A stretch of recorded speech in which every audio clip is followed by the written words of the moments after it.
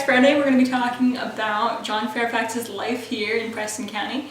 He actually first moved here when it was Monongalia County, Virginia. Very different from our current day Preston County, West Virginia, but still the same land. In 1790, John Fairfax moved out here on the suggestion of George Washington. He said move west and grow up with the country, so he did.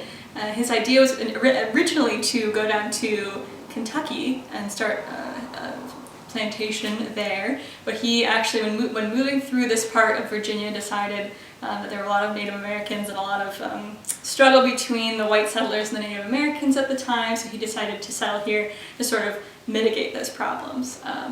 So he moved in here, and actually with his position at George Washington's plantation at Mount Vernon, he was kind of a man of power and of high status moving into this area. So he quickly gained a lot of positions of power throughout the county, and he was initially part of mustering troops, as being that he was the sheriff of Mon County at the time.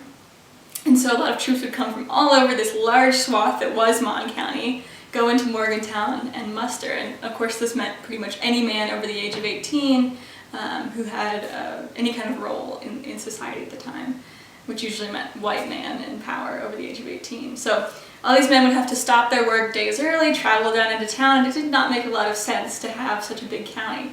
So in 1818, the county split and became Preston County in this part, in the eastern part, and Monongalia County stayed in the western part. And so John Fairfax at this point was sort of helping map out the new Preston County that formed. He was representative of this county with the House of Representatives for a while. Like I said, he was still the sheriff, and he actually just played a lot of roles. He was actually a justice of the peace as well, and sort of helped settle a lot of disputes. Yeah, so this was John Fairfax's way of gaining a lot of power and reputation in the county. So yeah, that's our Fairfax Friday this week, and thanks for joining us.